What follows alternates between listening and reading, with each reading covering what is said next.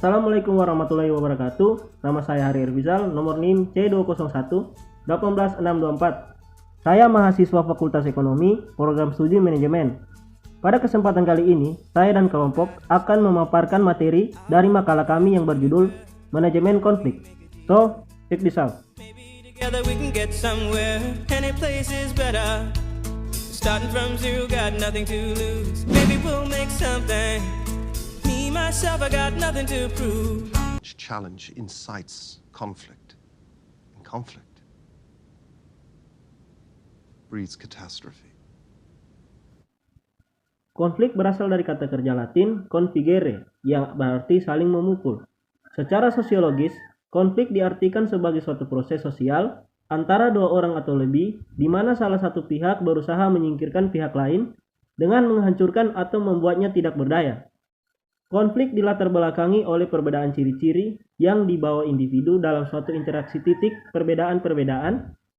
Di antaranya adalah menyangkut ciri fisik, kepandaian pengetahuan, adat istiadat, keyakinan, dan lain sebagainya. Konflik merupakan situasi yang wajar dalam setiap masyarakat maupun kelompok. Konflik dalam organisasi biasanya terjadi akibat ketidaksepakatan atau pendapat yang bertentangan di antara anggota-anggota organisasi. Sehingga diperlukan manajemen terhadap konflik agar dapat dihindari ataupun diselesaikan. Selanjutnya, teman saya Muhammad Irsyad akan menjelaskan tentang proses terjadinya konflik.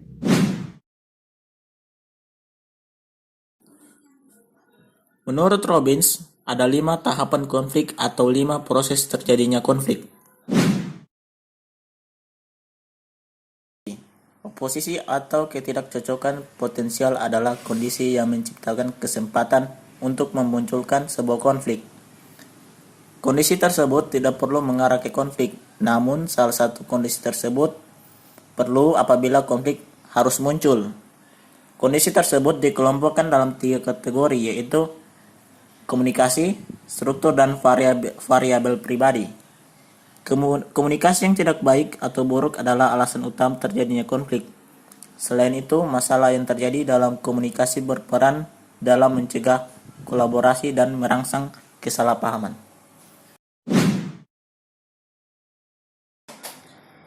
Kognisi dan personalisasi adalah persepsi dari salah satu pihak atau masing-masing pihak terhadap konflik yang sering dihadapi. Kesadaran oleh salah satu pihak atau lebih akan eksistensi kondisi-kondisi yang menciptakan kesempatan untuk timbulnya konflik. Jika hal ini terjadi dan berkelanjut pada tingkat terasakan, yaitu perlibatan emosional dalam suatu konflik yang akan menciptakan kecemasan, ketegangan, frustasi, dan permusuhan.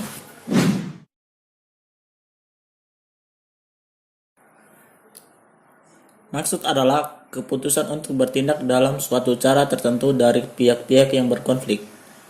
Maksud dari pihak yang berkonflik ini akan tercermin atau terwujud dalam perilaku, meskipun tidak selalu konsisten.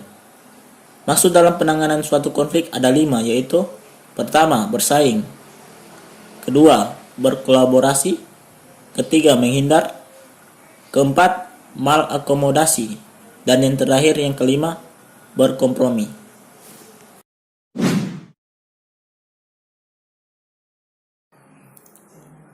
Perilaku mencakup pernyataan, tindakan, dan reaksi yang dibuat untuk menghancurkan pihak lain. Serangan fisik yang agresif, ancaman dan ultimatum, serangan verbal yang tegas, pertanyaan atau tantangan terang-terangan pada pihak lain, dan ketidaksepakatan dan kesalahpahaman kecil.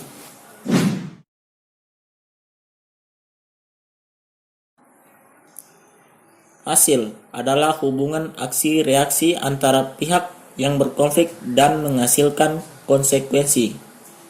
Hasil dapat bersifat fungsional, yang artinya konflik menghasilkan suatu perbaikan kinerja kelompok, ataupun disfungsional, yang artinya merintangi kinerja kelompok oleh pihak yang berkonflik. Selanjutnya, teman saya Hardiansa akan menjelaskan tentang strategi manajemen konflik. Stevening mengatakan ada 5 tahap dalam memahami manajemen konflik dengan baik. Dengan memahami 5 tahap tersebut, maka organisasi akan lebih mudah merumuskan strategi terbaik dalam penanganan konflik.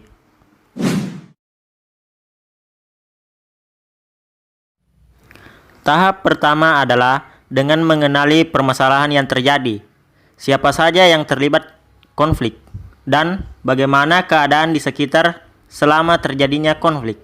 Informasi ini digunakan sebagai informasi awal yang penting dalam manajemen konflik.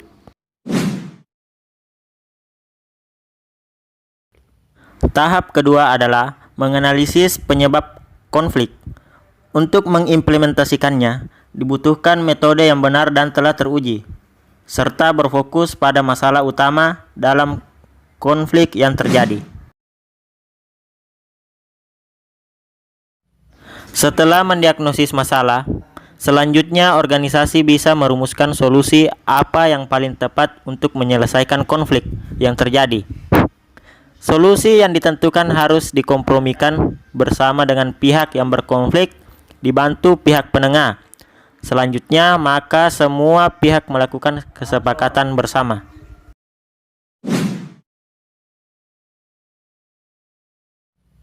Setelah menyepakati solusi, tahap keempat adalah proses pelaksanaan kesepakatan yang telah dibuat. Semua pihak yang terlibat dalam konflik harus menerima dan melaksanakan kesepakatan tersebut dengan sebaik-baiknya. Menjadi poin penting bahwa kesepakatan yang telah dibuat tidak berpotensi menimbulkan konflik lain. Tahap kelima adalah mengevaluasi dan menilai apakah pelaksanaan kesepakatan tersebut berjalan dengan baik. Dengan melakukan evaluasi, maka organisasi dapat melakukan pendekatan alternatif untuk konflik lain yang berpotensi terulang. Selanjutnya, Anita Yunus akan menjelaskan tentang tipe-tipe manajemen konflik. Menurut Don and Baskerville, ada 6 tipe manajemen konflik, yaitu individu atau organisasi pada umumnya cenderung menghindari konflik. Berbagai hal sensitif dan berpotensi menyebabkan konflik sebisa mungkin dihindari. Ini merupakan cara yang paling efektif menjaga lingkungan terhindar dari konflik terbuka.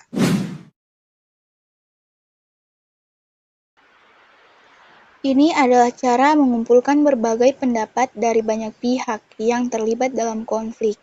Dengan mengumpulkan berbagai macam pendapat, maka organisasi dapat mencari jalan keluar dengan tetap mengutamakan kepentingan salah satu pihak yang berkonflik.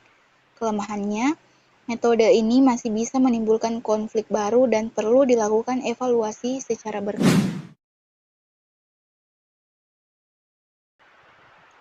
Compromission cenderung memperhatikan pendapat dan kepentingan semua pihak. Kompromi adalah metode penyelesaian konflik dengan bernegosiasi pada pihak-pihak yang berkonflik untuk mencari jalan tengah bagi kebaikan bersama.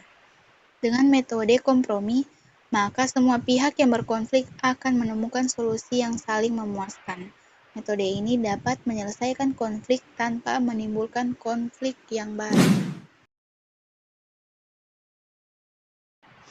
Competing adalah cara menyelesaikan konflik dengan mengarahkan pihak yang berkonflik untuk saling bersaing dan memenangkan kepentingan masing-masing. Akhirnya, salah satu pihak akan ada kalah dan mengalah atas kepentingan pihak lain. Ini merupakan strategi cadangan dan dianggap kurang efektif bila salah satu pihak lebih kuat dari yang lain.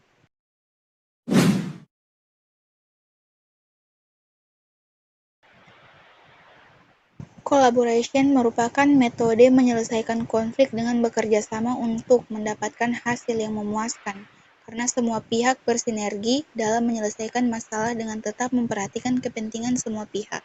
Jadi, kepentingan pihak-pihak yang berkonflik tercapai dan menghasilkan win-win solution.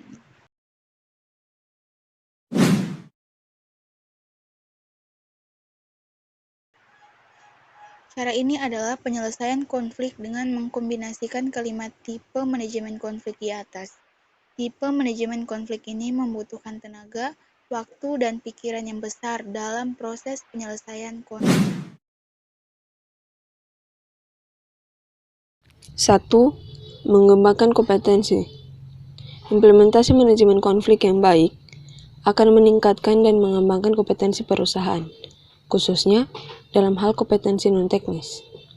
Dengan perumusan dan penerapan strategi manajemen konflik yang tepat, maka kemampuan perusahaan dalam menangani konflik internal akan semakin kuat.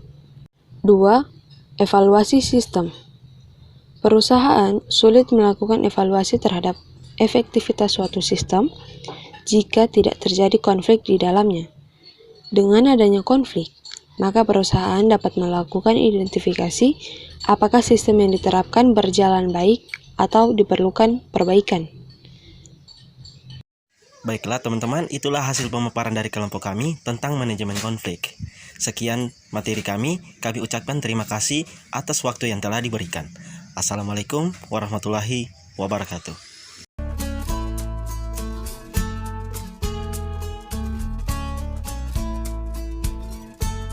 So I remember when we were driving in your car, speed so fast I felt like I was drunk. City lights day out before us, and your arm felt nice wrapped around my shoulder, and I had a feeling that I belonged. I had a feeling I could be someone, be someone, be someone.